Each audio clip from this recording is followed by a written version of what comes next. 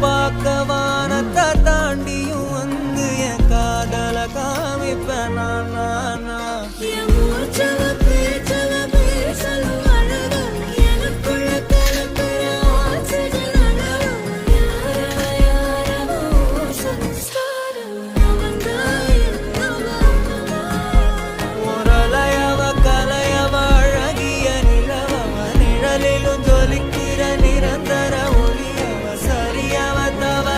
சிரிக்கிற சிரிப்புக்கு அவதான் காரணம்.